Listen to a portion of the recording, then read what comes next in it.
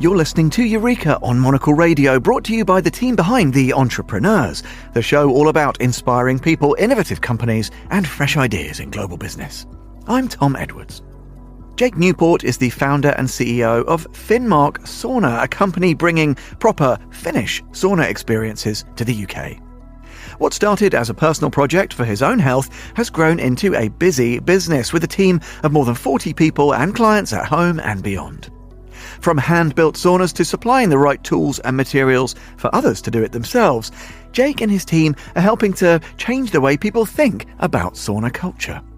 So, how do you recreate the authenticity of Finnish saunas abroad? Well, here is Jake with more on how the journey began.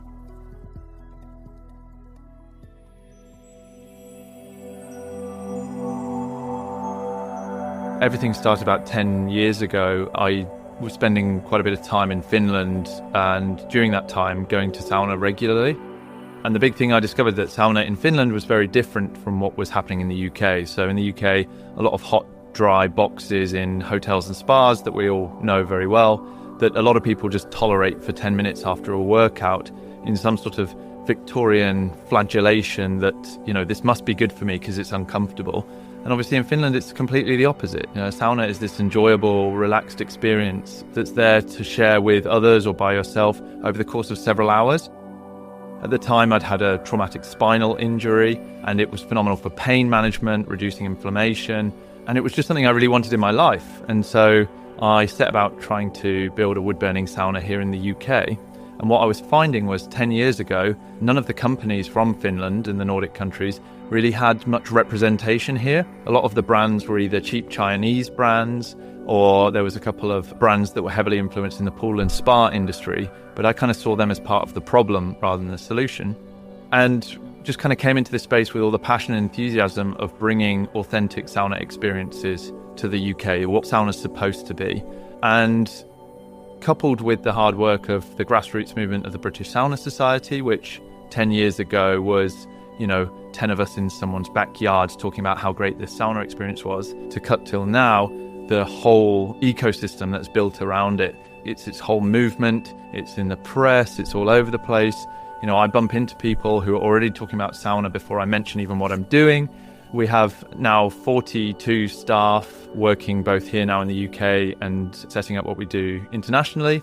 And the whole business was originally built around import, distribution and retail. We have a projects arm that does high-end bespoke installations. We have our e-commerce arm, which gives everybody who wants to build their own sauna equipment and materials, and everything that you need is there available, generally in stock, ships next day. And then we have a trade arm. So because we have a lot of those distribution rights from Finland and the Nordic countries for the whole of the UK, we sell a lot to the trade because we realise we can't be every sauna, and we want to essentially be able to support independent sauna builders. In fact, it solves the problem for them, which is, generally speaking, their order volumes are so small, the lead times are so long, and their buying power is so weak that by buying through us as a distributor, it's in stock, ships next day at a more cost-effective price point, and the support is there, on hand.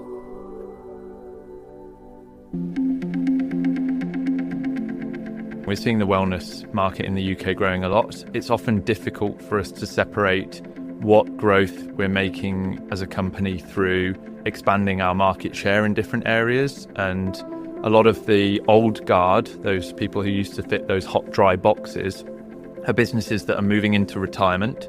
So we're gaining market share there, but also the wellness market internationally, particularly in the United States, Canada, the UK, Norway, the UAE and Japan, are absolutely booming. So, our growth as a company has been really, really strong. And that's been compounded by the fact that we're a family business. So I brought my brother into this, and we've worked tirelessly for the last decade and reinvested every penny. But I think all of those things, you'll hear a lot of entrepreneurs talk about, giving it your all, being really enthusiastic. We do what we do because we love it. So we have a podcast, for example, where we bring industry thought leaders from around the world into our podcast studio. We show them our whole facility, and we talk about, they might be an author, or they might be an operator, or who owns a sauna. So, we do all those things because we're really passionate about it. We don't sit there and go, we should have a podcast because it'll be good for sales and marketing. We do it because actually we really love all the people in this space. We want to learn about it. I've been in this space 10 years and I'm still learning so much, and there's a lot of great mentors in this space. But the real key to success, I think, and a lot of people overlook this and maybe get hubristic about it, is a huge part of this is about being in the right place at the right time. And I couldn't have foreseen sauna would have become what it is today in the UK. At the time, I just knew that I liked that experience. And as I say, if I cut to 10 years ago, in the first meetings of the British Sauna Society, which, we've been involved with since the start, it was like 10 people in somebody's backyard who were just sauna enthusiasts talking about, wouldn't it be great if these things happened? And then behind the scenes, we've all been out there spreading the good news as sauna evangelists. And even the Finnish Embassy and the Finnish Institute, for example, putting on events. So the South Bank Centre had that rooftop sauna. A lot of health benefits research has come out over the last 5 to 10 years about how good sauna is for reducing Alzheimer's and dementia risk, improving cardiovascular health, and essentially helping people's longevity generally. All those things in isolation, they're nice little perks to the market. But all of this good news and all this positivity means we're part of a bigger movement. So I often see in some of my friends who are entrepreneurs, you've got to be careful not to get too hubristic about the idea that, I've made such a success, I must be such a great businessman, because I think the amount that you can actually influence the success of your company, regardless of what anybody else says, I reckon, that determination, working late nights, inspiring your staff, working thanklessly and going through those difficult times, that makes up for actually a small part of the pie chart, and that the real success behind it is, incremental movement growth that can happen around you as well.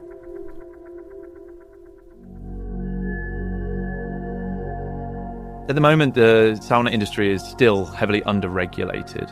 So one of our sort of foundation points has been, since the get-go, that our focus is always around the safety of the install. So making sure that even if you're building it yourself and you're looking for advice and things like that, that simple things like minimum safety distances to combustible materials that sauna heaters have are often overlooked.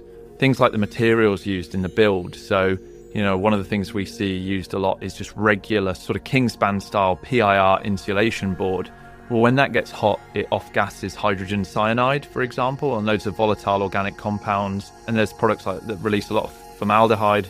We only work with PIR that's heat safe up to 200 Celsius, for example, or we'll only work with materials that are form-free, formaldehyde-free. We hold ourselves to much higher standards than anybody else needs to. And often in this industry, because we sell a lot to the trade, we know that a lot of the operators, what people are kind of able to make in terms of margin. And the reality is nobody's really getting rich in the sauna industry. There's a lot of very passionate people who are doing this because they love it. And if people are getting quotes for things and there's a big price delta, if it looks like they're getting a bargain, there's a reason for it. And my advice to anybody is, they don't have to get through us. They could get through one of our many trade customers that we're very big on supporting, but ask key questions. And some of those questions could be, how is this going to be ventilated, insulated and vapor sealed? Make sure that they've got a good idea of actually how the structure should be built. If you're getting answers that are very dismissive and saying, well, a sauna doesn't need ventilation, do a quiet U-turn, because actually it's a critical part of a good sauna build. People don't have to buy from us, but I'm a firm believer that any good company should be focused on education first. And I'm also a believer that an educated customer ends up choosing us anyway, because the level of knowledge from our side, any sale is a technical sale. We're providing that solution. We're working out what's the right install, or what's the thing that you need, rather than just trying to force a product on someone.